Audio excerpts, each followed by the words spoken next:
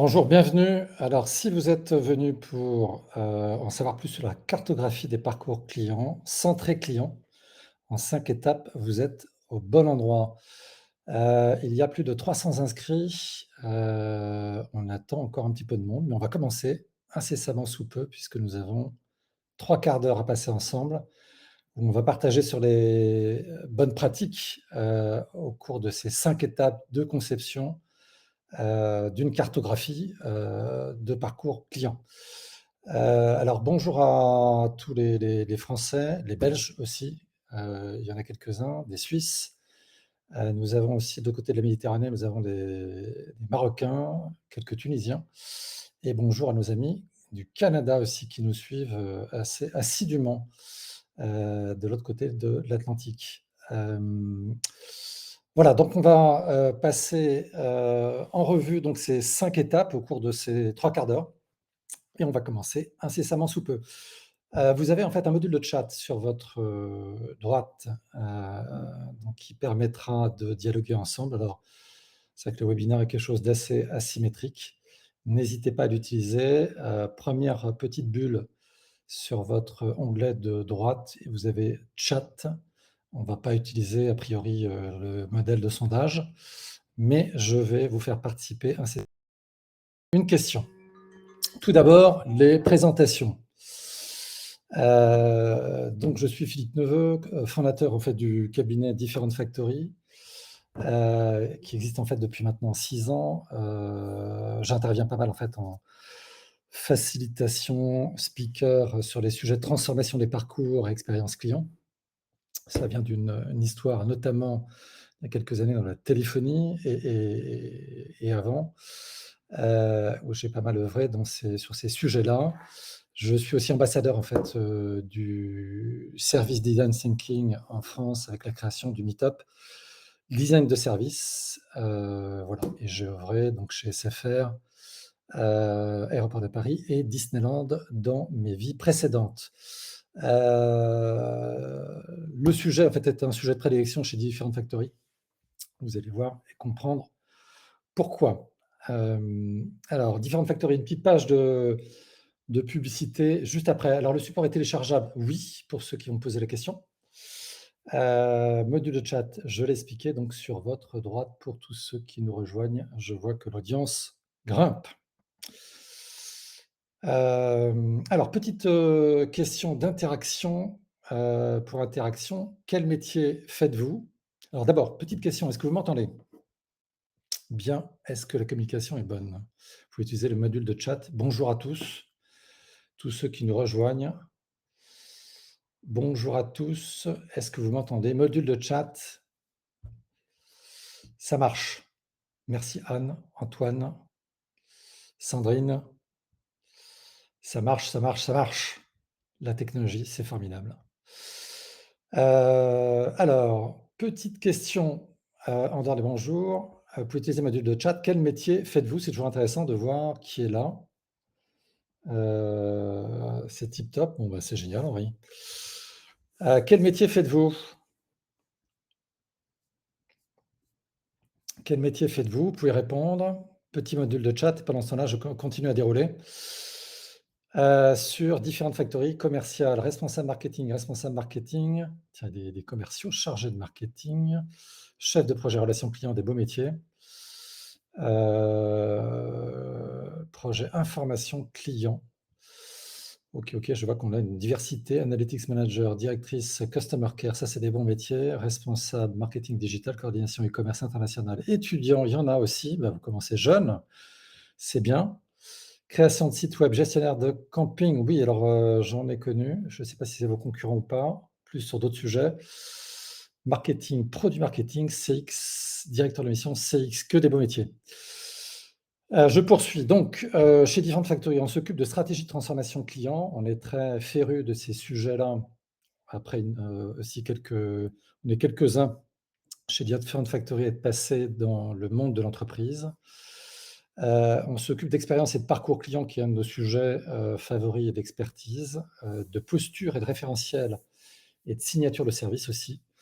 On s'intéresse beaucoup à tous les usages futurs, à la digitalisation des parcours. On utilise en fait des techniques qui sont le design de service et le design thinking pour, amorcer ces transformations. L'intelligence collective nous intéresse beaucoup après avoir connu le monde de l'entreprise et la difficulté à fédérer les énergies et à faire fonctionner les silos ensemble, on sait ce que c'est. De l'autre côté de la barrière, on facilite, le fait de fédérer, des équipes et on est très féru aussi des méthodologies en fait de change by design, donc de tout ce qui est intelligence collective et d'agilité au service de nos sujets. On utilise en fait, tout ce qui est atelier collaboratif, distanciel, présentiel. On fait de plus en plus en fait du team mentoring ou coaching à distance. On accompagne les équipes, ce qui est pas forcément du conseil, ce qui est encore autre chose, hein, c'est de l'accompagnement à distance au fil de l'eau. On fait des formations actions et on a des demandes en fait, ponctuelles de bootcamp ou de séminaires en fait, que ça soit en expérience client, design de service ou design thinking aussi. On a des clients en fait assez variés. On est passé en fait chez des opérateurs de téléphonie, et puis récemment chez, Dassault, Limagrain, Husqvarna, et d'autres. Donc, l'expérience client et parcours client intéresse autant les petites que les grandes entreprises, de plus en plus les petites et autant le B2C que le B2B de plus en plus et heureusement. Alors le sujet du jour, quelles sont ces fameuses 5 étapes? Pour cartographier, on est la 1re grande phase, hein, c'est la cartographie des parcours clients.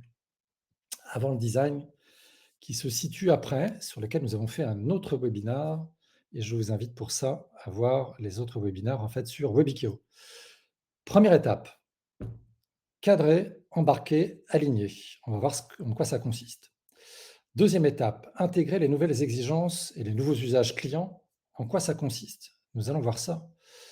Cartographier, synthétiser de plus en plus en fait avec des outils et on va voir en fait quels sont les outils, on peut utiliser. Évaluer sa performance, on va parler de KPI, d'indicateurs et on va voir comment différencier ces parcours parce qu'il ne s'agit pas simplement, hein, de faire des parcours, mais vous avez probablement des concurrents en face qui se posent la même question que vous. Et puis en bonus, on verra les 7 erreurs à éviter quand on fait des cartographies de parcours. Tout ça est issu de pas mal de remontées aussi qu'on a partagées avec, nos clients et au cours de formation. Quelques chiffres rapidement. L'écosystème a changé et il s'accélère. Écosystème client. 48% des consommateurs ont quitté un site web sans rien acheter. Donc, si vous avez des sites web, posez-vous la question de leur conception et de la manière de répondre en fait aux attentes clients. 85% des entreprises qui ont utilisé le Customer Journey Management, puisqu'il s'agit maintenant de méthodologie de management, ont un score de satisfaction ou un NPS plus élevé. Ça vient de My Customer. 40% des consommateurs ont tendance à dépenser plus que prévu, hein, quand ils ont des expériences très personnalisées et on va voir comment faire en partie et 40% seront des interactions digitales, en 2021 et c'est un pronostic, estimation de, Forrester, le cabinet spécialisé en fait, en expérience client. Ceci dit, quelle est la première étape, des, cartographies? Avant de faire une cartographie, on voit beaucoup, d'entreprises qui se précipitent sur Google ou se précipitent sur, Miro, Mural ou d'autres, outils et se dire: «Bah, voilà, j'ai le template, il suffit de l'appliquer». Je vous dirai pas qu'il s'agit d'une grosse erreur puisque, effectivement, il ne s'agit pas juste de remplir un template. Première étape, cadrer, embarquer, aligner. Il va falloir d'abord vous aligner sur les acteurs que vous allez intégrer sur la finalité d'une cartographie. Ce qu'on dit souvent, c'est que c'est une méthode de visualisation du vécu client, du point de vue du client. C'est une analyse aussi à 360° des parcours. C'est un début et c'est pas une fin en soi, hein. Et c'est une méthode qui est collaborative et qui doit rester agile et non pas purement analytique et qui doit être aussi cross silo. Ce que ce n'est pas et ce qu'on voit souvent, en fait, en termes de compréhension, c'est que, je regarde les parce qu'aujourd'hui je suis tout seul. Je regarde le chat. Ce n'est pas un point de vue marketing, business à strictement parler, même s'il peut y avoir un regard par rapport à ça. Souvent, en fait, l'erreur qu'on voit, c'est le point de vue de l'entreprise uniquement. Ce n'est pas un tunnel d'acquisition marketing, hein. Je viens moi-même du marketing, dire que c'est très différent de ça. Ce n'est pas un logigramme de process et ce n'est pas non plus une cartographie de d'irritants clients. Donc ça, c'est souvent les erreurs qu'on voit, hein, c'est cette interprétation-là. Je prends un outil et j'en fais un outil, purement de business. Mettez-vous, absolument du côté et du point de vue de vos clients pour bien démarrer du bon pied.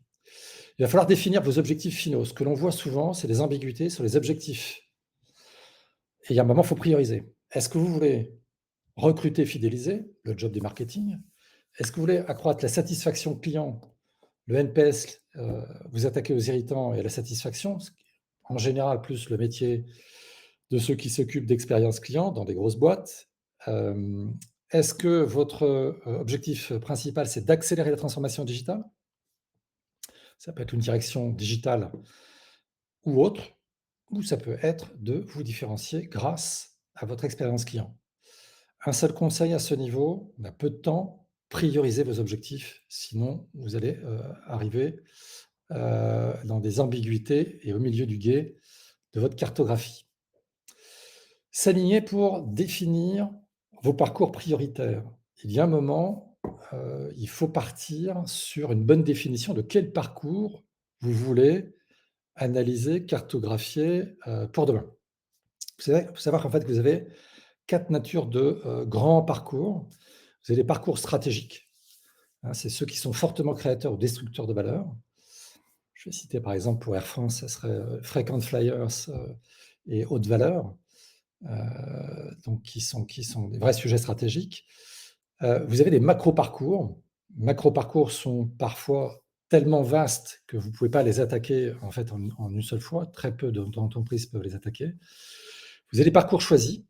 Là, il s'agit de choisir un périmètre, une cible, un début et une fin de parcours, de bien cerner, bien cadrer en fait en amont, dans cette période de cadrage, hein. Qu'est-ce que vous voulez, étudier, scanner, en amont? Et puis évidemment, vous avez des parcours, purement digitaux qui sont jamais purement digitaux puisque le digital communique avec les autres canaux, mais qui sont plus spécifiquement digitaux. Donc choisissez et établissez bien vos priorités en termes de parcours. Souvent, il vaut mieux commencer par des parcours stratégiques. Troisième question, quelle partie prenante intégrer dans la démarche? Il va falloir en fait, bien l'intégrer et être en fait le plus, cross silo possible. Identifier parmi les responsables de la voix du client, le marketing, l'expérience client, les commerciaux, très important, les commerciaux notamment B2B, hein, à bien intégrer dans la démarche, si vous voulez pas être bloqué un moment dans l'application des solutions, puis ils sont contributeurs, le digital et également le back office. Un conseil, établissez qui est responsable, qui est intégré dans la démarche, qui doit être consulté, qui doit être informé. Sinon ça risque de coincer. Donc n'oubliez pas que c'est une démarche qui doit être collaborative et très intégrative. Un exemple que l'on a fait, sur cette première étape chez Bouygues Télécom. Comment a-t-on procédé? Puisqu'il y avait des débats sur, par quel, parcours fallait-il commencer. On a fait d'abord des interviews et un échange avec le comité de pilotage et le sponsor. On a consulté des enquêtes, de satisfaction, il y en avait plusieurs, récentes, si possible, le NPS évidemment, et on a fait une synthèse et un atelier d'arbitrage.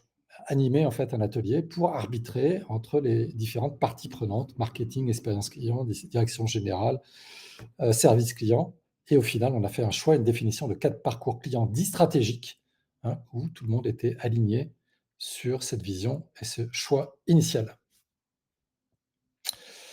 On va passer en fait à la deuxième étape. Je regarde, rencontrer des problématiques. OK. Si vous avez des questions, n'hésitez pas, je regarde de temps en temps.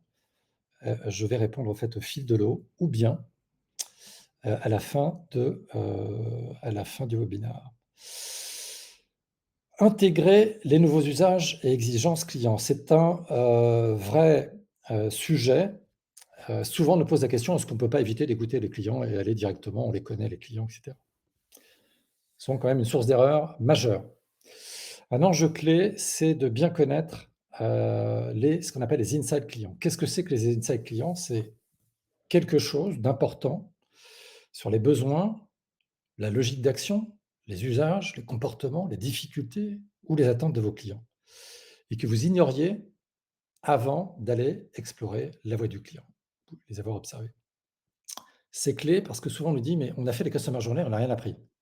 Si vous avez rien appris, c'est que vous avez mal fait votre recherche, mal exploré et que vous êtes resté en fait sur la couche superficielle en fait de la voie du client. Allez chercher des insights, allez chercher quelque chose que vous ne connaissez pas sur vos clients et ça va changer votre regard sur la suite des événements. Comment identifier les bons insights? Vous avez plusieurs sources potentielles. L'analyse et l'écoute de la voix du client, évidemment. Là, il y a plusieurs sources possibles, dans des entreprises. Vous avez les interviews qu'on utilise pas mal et même en majeur, des interviews empathiques. Aujourd'hui, ça se fait en fait au téléphone, principalement. Les enquêtes de satisfaction évidemment, le NPS, qui est associé. La collecte des voix des collaborateurs, n'oubliez pas que les collaborateurs sont une source d'information très importante. Des méthodes d'observation, je reviendrai dessus et évidemment tout ce qui est data analytics. Toute cette matière-là peut vous fournir en fait des insights clients majeurs qui vont vous permettre de comprendre, donc les besoins, les comportements, les usages. Ce qu'on en fait en général, c'est qu'on traduit tout cela en fait dans un persona. Alors pourquoi un persona? Souvent on nous pose la question, est-ce que c'est par le marketing? Est-ce que c'est l'expérience client? Persona? Non, c'est tout simplement une manière de, représenter en fait un groupe de personnes qui va, représenter en fait des motivations, des comportements qui sont homogènes et ça va nous permettre de rentrer en empathie avec ces personnes de manière beaucoup plus approfondie que via des études classiques, études de marché. Ce portrait doit permettre quoi? Un, d'aligner les équipes et de comprendre qui est ce groupe de personnes, cette personne, ce persona, comment il pense, comment il agit et comment et pourquoi il agit. Pourquoi il agit de cette manière-là? Le pourquoi est souvent oublié dans les démarches de persona. La démarche de recherche est souvent d'ailleurs oubliée dans les démarches de persona. Donc n'oubliez pas, cette bonne compréhension, de vos clients. Les clés de succès d'un persona, ce qu'on voit souvent, c'est qu'on oublie de les construire sur la base d'entretien, ça change tout. Limitez-vous à 4-5 personas grand maximum. Souvent, on voit des démarches qui se perdent dans 10 personas ou des micro-personas. Cherchez bien ce qui différencie en termes comportementaux, ça demande de la recherche, ça demande de l'attention, de comprendre les différences de comportement et les co-construire avec, les parties prenantes, avec, les acteurs cross-silo, va vous permettre, hein, une meilleure adoption par la suite. Donc ça nous permet de personnaliser des expériences et d'avoir des expériences clients qui vont être beaucoup plus pertinentes que si vous adressez en fait la moyenne, hein, la grande moyenne en fait de vos clients. Je passe rapidement sur, les personnes en fait en B2B, B2C nous posent souvent la question, je le dis en passant, oui, il y a une différence entre les personas B2B et les personas, B2C. Sachez alors il y a plusieurs modèles, il n'y a pas qu'un seul modèle en fait de Canvas, ça dépend de la problématique.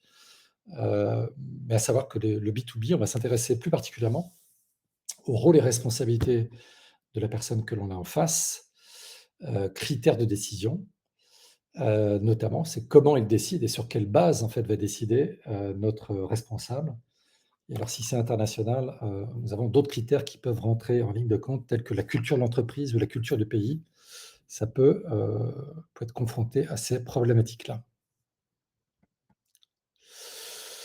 Un exemple pour la Banque populaire pour laquelle nous avons, travaillé sur des parcours, on a commencé une démarche avant la cartographie par faire 20 interviews clients, 5 de non clients. N'oubliez pas que vous avez cette, problématique de c'est bien d'interroger vos clients, mais comprendre vos non clients vont vous permettre évidemment demain d'adresser des non clients et savoir comment les attirer.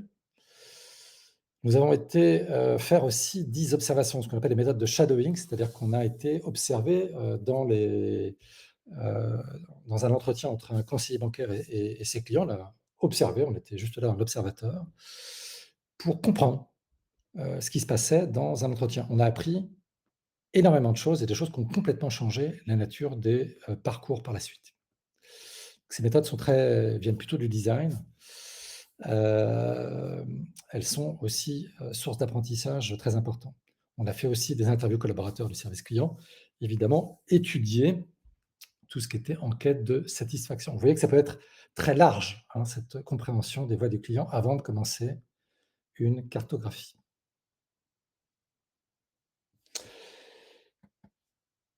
3e étape, cartographier. Ça intéresse, je crois pas mal de monde aujourd'hui. La cartographie, en fait, spécifiquement. Alors, cartographier n'est pas si simple, comme je vous disais, il ne s'agit pas simplement, hein, de prendre un template et puis de dire: «Bon allez, je vais faire ça dans un bureau». Ça, c'est les plus grandes erreurs qu'on voit, hein. C'est on fait ça, entre soi, entre gens de la même équipe et puis on fait un parcours avec une représentation complètement interne, de ces parcours.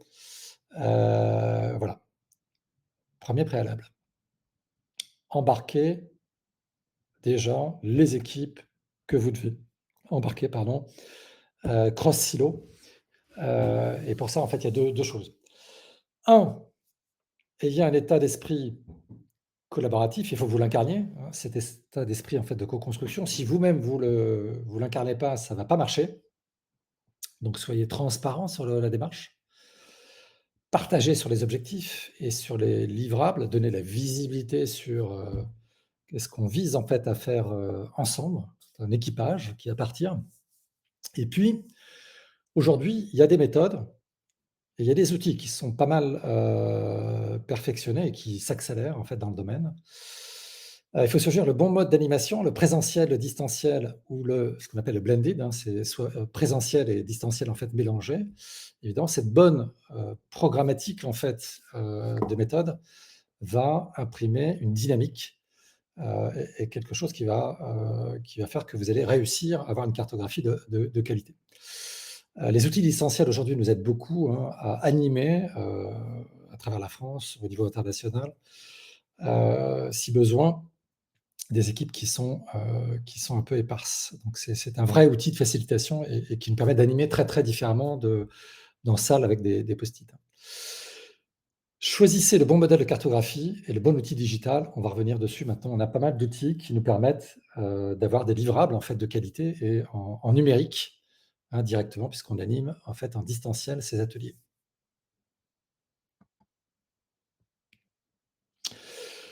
Une question, qui est souvent, ignorée, c'est choisir entre 2 outils de Canvas. Alors il y en a 2, mais il y en a d'autres, mais, on va présenter ces 2 là. Il y a principalement, en fait, une Customer Journey Mapping et une expérience Map. Alors peut-être que certains, les plus férus connaissent, c'est rare, mais quelle est la différence entre les 2? Customer Journey Map, le plus, c'est que c'est une méthode de cartographie qui permet de rentrer dans le détail de la logique d'action, avec une visualisation, en fait, des points de contact et ce qui se passe à chaque point de contact avec, une visualisation du parcours, du flow, hein, du flux client, les points de contact par lesquels il passe et on regarde, en fait, du point de vue client, ce qui se passe, quel est le ressenti, les points de difficulté, voilà. Donc ça, c'est une vision, en fait, assez opérationnelle. D'un autre côté, on a un autre outil qui s'appelle l'expérience map et sans plus, en fait, c'est d'identifier alors que c'est plus global, on a une vision plus globale, on rentre moins dans les touch points, dans chaque, point de contact, mais elle est beaucoup plus globale. Elle nous permet d'identifier les incohérences et les leviers d'optimisation plus structurels de l'expérience client. On va pas régler les problèmes de site internet, de mail, et cetera. On va être, en fait, beaucoup plus global. C'est vraiment les problèmes structurels et des ruptures, en fait, dans les parcours, notamment les problématiques intersilos. Donc là, ça nous permet d'avoir une vision haute, qui est plus une vision de transformation. Je vous laisse deviner qui utilise quoi entre le marketing, la transformation digitale, l'expérience client. Entre les 2 outils, mon cœur balance. N'hésitez pas si vous avez des questions, hein, j'essaie de pas perdre de temps. Je sais que c'est dense, mais je sais que vous êtes tous pris par le temps. Alors, qu'est-ce qu'on recherche dans ces cartographies, au-delà du parcours client ou de l'expérience map qui, sont des niveaux de FOCA différents? Elles vont étudier, heu, 4 différentes choses en fait, principalement. La logique d'action, et les points de contact, c'est la logique d'action au point de contact ou sur les canaux utilisés par les clients du point de vue client, pas du point de vue, business ni du point de vue de l'entreprise. C'est ça tout l'intérêt, c'est de se mettre à la place dans les chaussures du client et je regarde l'entreprise, quelle est la perception de de ce qu'ils font. On va regarder, aussi tout ce qui est points de douleur. Alors pas que les points de douleur, il y a les points d'effort. De plus en plus, c'est l'effort fourni par le client, l'effort cognitif notamment, entre autres. 6 points d'effort potentiels. Les clés d'enchantement et les clés d'expérience, client, de tous les leviers potentiels, tout ce qui se passe bien en positif pour aller les modéliser. Et puis on va regarder aussi, et ne pas oublier, ce qui est souvent oublié, c'est les attentes. Hein, tout ce qu'on a, toutes les pépites en fait qu'on a pu capter, de les attentes exprimées et les attentes latentes pour comprendre comment se projeter demain, hein, sur ces parcours. Quelques illustrations puisque nous avons choisi de d'illustrer. Alors on ne peut pas montrer les cas clients, évidemment, parce que nous avons quelques clauses de confidentialité. On ne peut pas montrer les outils définitifs. On montre en fait, alors plus c'est plutôt des synthèses visuelles montrables. C'est-à-dire que tous les outils qu'on montre, on va beaucoup plus loin en fait dans les analyses, mais on est obligé de montrer des choses en fait qui sont montrables en fait dans des webinars, donc assez visuels. Mais il faut savoir que ça va beaucoup plus loin que ce que vous voyez là. Il faut comprendre en fait que c'est le grand principe en fait. Mais les choses, les cartographies sont beaucoup plus denses que ce qui apparaît là. Voici un exemple en fait de Customer Journey Map faite sur un outil qui s'appelle Mural. On peut le faire sur Mural, sur Miro. Alors, on va pas rentrer dans le débat des outils, on va vous en montrer en fait, un 3e. Comment ça commence? On commence d'abord par définir le persona évidemment sur lequel on travaille. Définir en fait votre template. Est-ce qu'on part sur des, parcours clients, customer journey map? Est-ce qu'on part sur de l'expérience map selon les problématiques? On va prendre un angle ou à l'autre. Puis utiliser d'autres outils pour les plus férus, qui s'appellent les blueprints. Troisièmement, on va définir le périmètre du parcours et les étapes du parcours, hein, tout ça du point de vue client évidemment, pas de votre point de vue. On sait très vite en fait si c'est du point de vue client ou du point de vue, de l'entreprise. Il suffit de regarder les étapes. S'il y a marqué recruter, fidéliser et cetera, vous avez tout compris, c'est que vous êtes pas du point de vue client. 4°, déterminer collectivement les objectifs de chaque personne. À chaque étape, votre client a des objectifs. C'est la focale qu'il va falloir que vous ayez, hein, pour bien comprendre, quel objectif il cherche à atteindre lui. Et ça, vous allez, pouvoir l'avoir, hein, d'après toutes les études clients ou les recherches clients que vous avez pu faire en amont. 5, comprendre et définir les points d'effort, clients et les points de douleur, hein, tout ce qu'on appelle les pains clients, au point de contact. Alors on a représenté là des pains assez succincts, pour être synthétique, hein, sur certains points de contact. Comprendre les, points positifs d'expérience, il n'y en a pas qu'un à chaque fois évidemment, il y en a quand même beaucoup plus, mais on synthétise. Comprendre les points positifs d'expérience qu'on appelle les gains. On va aller chercher comprendre, et comprendre en fait analyser les attentes sur les parcours. Très important de comprendre les attentes, exprimer l'attente, hein, là aussi pour pouvoir répondre aux attentes du persona. Personnaliser en fait l'expérience, comprendre s'il s'agit en fait d'une problématique de disponibilité qui est plus urgent pour lui, hein, de, facilitation, de cognitif et cetera et cetera. Et là, c'est un 8. En fait, établir la courbe émotionnelle de votre, persona va permettre de focaliser et de voir où sont les points négatifs enfin les périodes en fait dans les parcours qui sont les plus négatives. Le temps passe vite. Alors je vois que j'ai une petite question. Tac, tac, tac. Non, j'ai pas de si vous avez des questions, n'hésitez pas. J'essaie d'avancer. Je sais que c'est assez dense, on a 5 étapes. C'est jamais facile en fait de faire des choix sur les webinars de ce qu'on expose. On va essayer d'être synthétique. La quatrième étape, après cette cartographie, alors ce qui est important, hein, c'est que la cartographie, ça ne s'arrête pas là, évidemment. On a vu les entreprises, ça fait 2 ans qu'elles étaient bloquées sur une cartographie. Je ne rigole pas, 2 ans. Et puis, il n'y avait jamais assez d'informations, et cetera. Comprendre qu'une cartographie, ce n'est pas un outil analytique, ce n'est pas le but en soi. Une des erreurs qui est faite aussi, c'est, de considérer que la cartographie, une fois qu'on a identifié tout ça, on passe en mode projet. Donc ça, c'est une grosse, grosse, grosse erreur, hein, de se dire: «Bah, on a cartographié, on passe en mode projet, donc on a tel problème, on a tel problème, on a tel problème, puis, gestion de projet». C'est que le début. Donc après, il va falloir trouver des solutions et des solutions, c'est pas juste copier-coller ce que font les concurrents, c'est pas juste, digitaliser ceci ou cela. Évidemment, c'est un peu plus complexe que ça aujourd'hui, hein. Il va falloir, évidemment être un peu plus créatif pour construire la cohérence et designer le futur parcours. Avant ça, on a une étape qui est d'évaluer sa performance. Voici en fait un autre outil qui est un outil de Customer Journey Management. Alors nous avons des outils de design, qu'on appelle les Digital Workplace qui sont Mural Miro, et on a des outils qu'on appelle du Customer Journey Management, ici qui est par exemple sur, un outil qui s'appelle Quadient. Alors beaucoup d'outils en fait, anglo-saxons, hein. Et ici, on va pouvoir avoir, sur un exemple de parcours, alors là, c'est des outils en fait très digitalisés avec du glisser-coller, d'icônes, et cetera. Vous pouvez avoir en fait des KPI que vous allez pouvoir, connecter, hein, vos enquêtes de satisfaction par rapport à ces points de contact. Vous allez pouvoir mettre brancher en fait vos résultats de satisfaction de Customer Effort Score ou autre sur un point de contact particulier, sur une étape.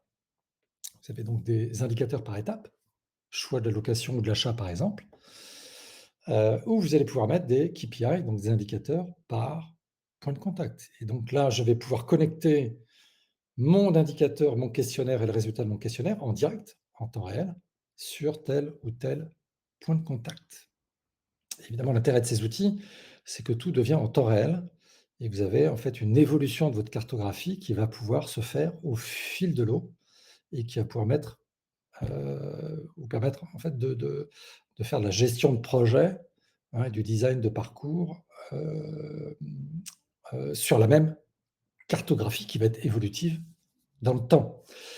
On avait parlé, dans un autre webinar. Je vous invite en fait, à voir le webinar qui est sur le design de parcours, où on développe tous ces sujets-là d'orchestration et de pilotage de parcours. Ici, par exemple, on peut avoir le Customer Effort Score, première visite de site web, donc avec un score qui est pas très bon, on peut le voir au point de contact site web. On pourra avoir un taux de clic sur un mail récap de souscription, et là, il suffit d'aller cliquer sur tel ou tel point de contact pour voir les indicateurs correspondants.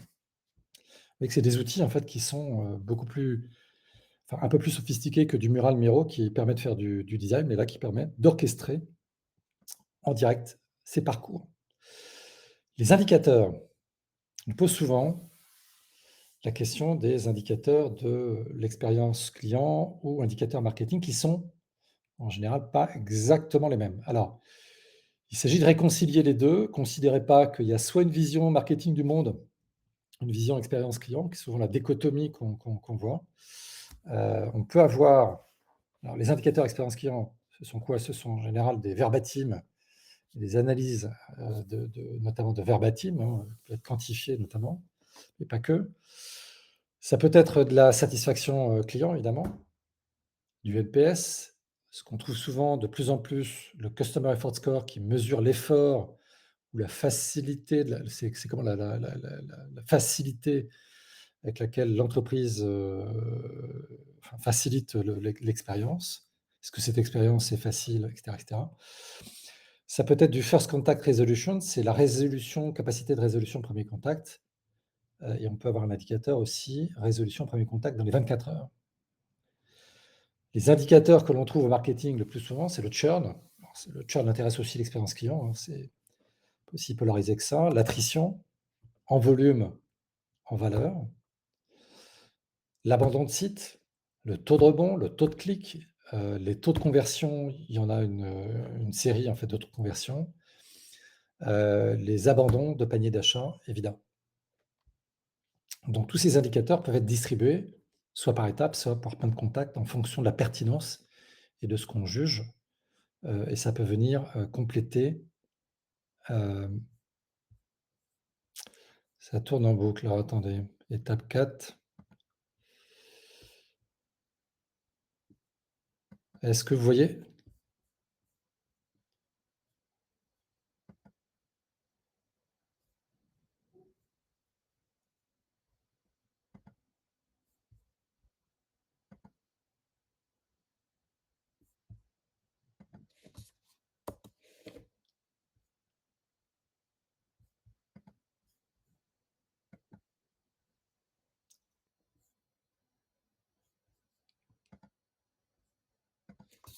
M'entendez? Si vous m'entendez, veuillez s'il vous plaît activer votre micro et votre caméra. Oui? Monsieur, vous m'entendez? Oui, j'y suis.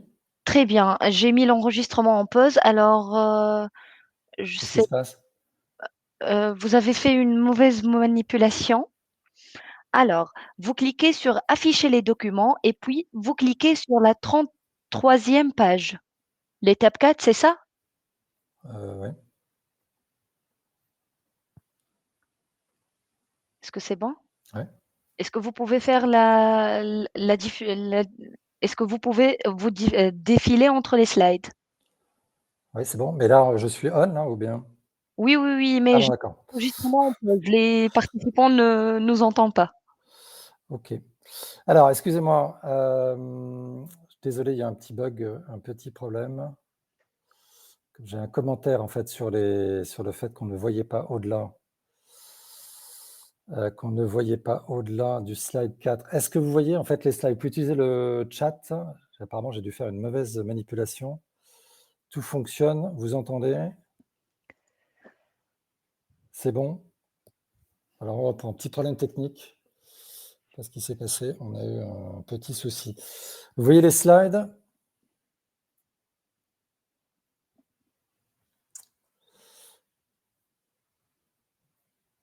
Oui, oui, oui, oui. Bon, pardon. Alors, on reprend. Désolé, il y a une personne qui était bloquée sur le slide 4 et donc j'ai essayé de revenir et ça a déclenché. Alors, les indicateurs. Donc, on a réconcilié vos indicateurs entre les silos. Il n'y a pas une nécessité d'arbitrer entre des indicateurs qui seraient plus marketing ou expérience client. Les deux concernent le client. Il y en a qui sont plus du point de vue business et d'autres qui sont plus du point de vue client. Et les deux peuvent être très bien mixés. On a ensuite en fait une dernière étape qui est choisir de se différencier. Et là, évidemment, il s'agit d'arbitrer entre différentes méthodes. Et je vais vous révéler ou partager les différentes méthodes que nous avons à notre disposition. Alors souvent, on voit des directions expérience client qui sont plutôt sur la méthode des irritants. Alors, la méthode des irritants, ça consiste à identifier tous les irritants, les points de friction, les déficits de process, de qualité, et à réparer l'expérience client sans viser spécifiquement une grande originalité. Il s'agit juste de réparer l'expérience client. Alors, ce qui est une bonne chose, là où ça peut être un peu limitatif, c'est que eh bien, vous n'allez pas forcément dépasser la réparation et elle est en fait une expérience qui va être très proactive, elle va être plutôt très, très réactive. La deuxième méthode que l'on a à disposition, ça va être une méthode des moments de vérité qui est bien connue. Elle vise des moments où se forme le jugement, il y a un engagement dans les parcours. On va concentrer la conception sur ces moments clés des parcours, c'est-à-dire dans le parcours, on va identifier ces moments clés. Et elle va être efficace, par exemple, sur des moments où les clients churn ou des leviers, mais moins efficaces, par exemple, en fait, sur tout ce qui est transversal à ces parcours. C'est quelque chose qui va traverser les différentes étapes de parcours. On va se focaliser, par contre, sur des moments clés. Nous avons une dernière méthode qui est celle des différentiels concurrentiels. Alors, différentiel concurrentiel, c'est la méthode que nous avons chez différentes factories et qui nous permet là d'aller se servir des méthodologies de parcours ou d'expérience client pour identifier ce qui va nous différencier demain.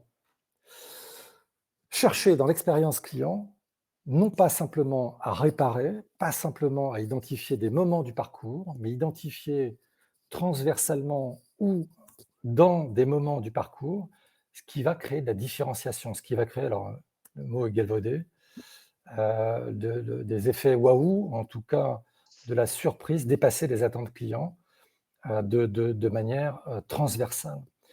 Et ces méthodologies-là, hein, qui sont différentes des deux autres, peuvent être complémentaires, mais elles nous permettent à un moment de prendre la sur les concurrents et de créer des avantages concurrentiels.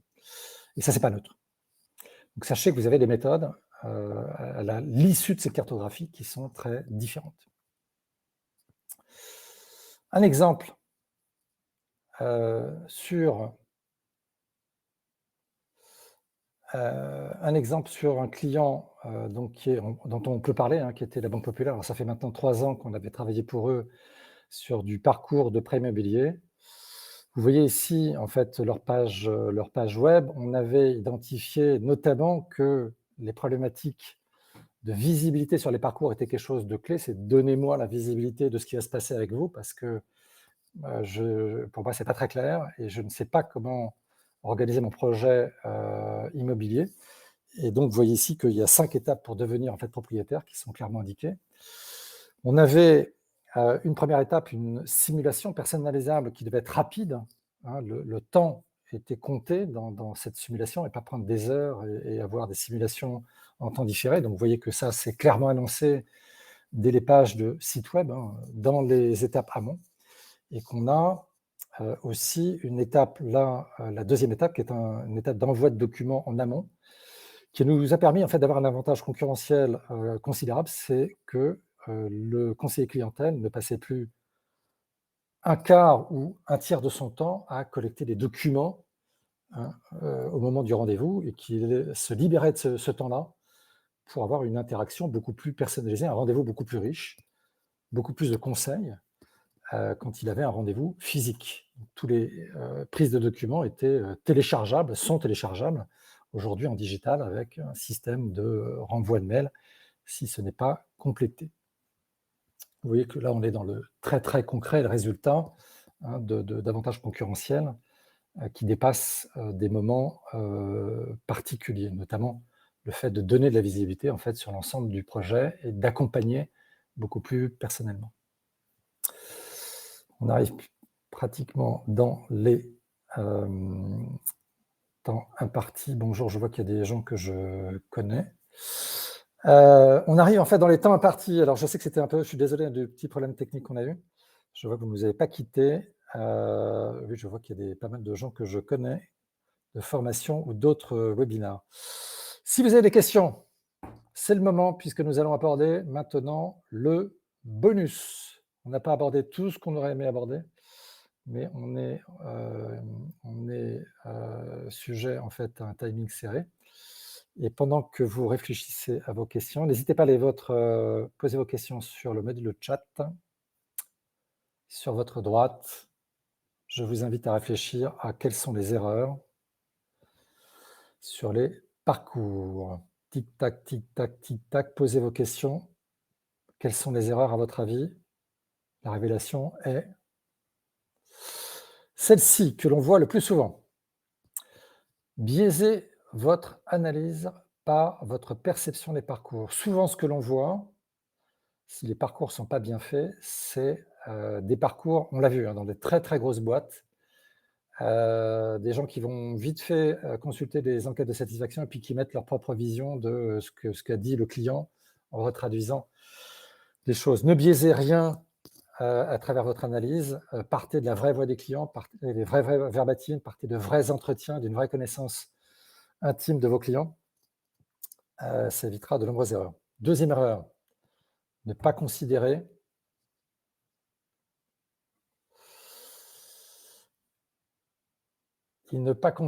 que les enquêtes, que des enquêtes ou des mesures quantitatives. C'est parfois ce que l'on voit dans les entreprises très, très quanti. Malheureusement, faire des parcours clients sans jamais avoir écouté un client, on peut le voir, notamment en B2B, parce que c'est plus compliqué. En B2B, on a peur d'aller voir ses clients, on a peur d'aller demander aux commerciaux si on peut écouter le client, etc., etc. C'est possible. Cinquièmement, cartographier uniquement les irritants clients sans chercher à comprendre vos clients. C'est la cartographie, on voit ça souvent, je cartographie 20, 30 irritants clients et après je bosse dessus sans chercher à comprendre ce qu'il y a derrière, le pourquoi. Pensez que vous avez d'autres méthodes que les irritants pour devenir proactif sur votre expérience. Sauter les étapes. Alors ce que l'on voit, ce que l'on peut voir aussi, c'est vouloir apporter tout de suite des solutions. On cartographie, et juste après, on dit, bah, alors ça, c'est la solution, ça, c'est la solution, ça, c'est la... Non. Cartographiez d'abord, comprenez vraiment fondamentalement les problématiques clients, ayez une vision à 360 de vos parcours, identifiez et priorisez. Quelle méthode de priorisation j'ai? Est-ce que c'est les 10 irritants, les 10 premiers irritants? Est-ce que c'est les moments de vérité? Est-ce que je veux me différencier demain et j'utilise une méthode de différentiel avant d'apporter des solutions? Et dans le dernier point, c'est penser que la cartographie, en fait, est une fin en soi. La cartographie n'est pas une fin en soi. Pensez l'étape d'après, hein, c'est le design de parcours. Et là, je vous invite à aller voir le webinaire que l'on a fait il y a à peu près un mois sur Webikeo, sur le design de parcours, puisque c'est un vrai sujet, en fait, en soi. Il y a des vraies méthodes, en fait, derrière. Voilà, on est dans le temps imparti. Alors, des commentaires. Des éditeurs de plateformes de gestion d'expérience comme Qualtrics Experience proposent des méthodes propres de journey mapping. Votre avis sur cette approche intégrée? Je ne connais pas spécifiquement Qualtrics, alors je ne pourrais pas, je vois, enfin, parce que des clients en fait utilisent Qualtrics, mais grosso modo, en fait, tous ont des méthodes. Alors, ce n'est pas des méthodes intégrées, c'est qu'en fait, chacun a des outils qui permettent en fait de cartographier. Il y a un moment de connecter via derrière en fait des API en fait ou autres différentes choses. Vous pouvez aller cliquer et voir qui sont les responsables projet, vous pouvez aller voir quels sont les KPI, etc., etc. Sur les outils de Customer Journey Management, c'est un sujet dans le sujet. Il faudrait qu'on fasse un webinaire un jour sur ce sujet. Il y a des avantages et des inconvénients, comme tous les produits en fait avec des licences. Il faut faire des consultations pour bien comprendre ce que vous voulez en faire. Ce qui est important, ce n'est pas tant le choix de l'outil, comme on dit souvent, c'est qu'est-ce que vous voulez faire avec l'outil. Avant de choisir un outil, c'est comme en CRM. Il faut identifier quels sont vos besoins, vos objectifs. Qu'est-ce que vous voulez faire avec les outils avant de choisir un outil, un tel ou un tel. Mais ces outils deviennent de plus en plus, effectivement, intègrent de plus en plus de fonctionnalités. On a le temps pour quelques questions, si vous en avez. Attendez, je vais en bas. Qu'est-ce que résume des formations CRM quel CRM a conseillé? Alors, CRM, ce n'est pas tout à fait le sujet du jour, mais c'est pas tout à fait le sujet du jour, le CRM. Le CRM reste une vision de l'entreprise, hein, de comment fidéliser et acquérir les clients. C'est pas tout à fait, ça contribue. Sachez simplement que la différence entre le CRM et l'expérience client se veut être une vision vue du client, le CRM se veut encore être une vision vue de l'entreprise. Les deux peuvent être complémentaires, mais elles se réconcilient. Voilà. Par contre, je peux vous conseiller une excellente formation sur l'expérience client, puisque différentes factories fait des formations sur les parcours et l'expérience client.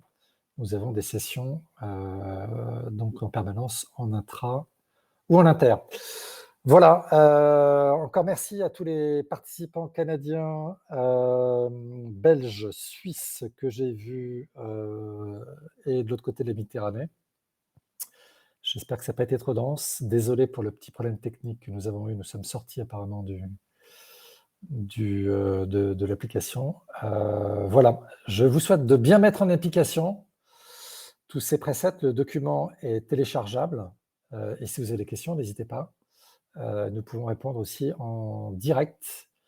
Vous avez les coordonnées de différentes factories sur les slides finaux. Merci beaucoup, à très vite et puis écoutez, bonne fin d'année. Nous avons traversé toutes ces vagues, mais en attendant, bonne fête de fin d'année à tous, merci et prochain rendez-vous, donc probablement en janvier ou en février sur Webikeo. À bientôt. Bye.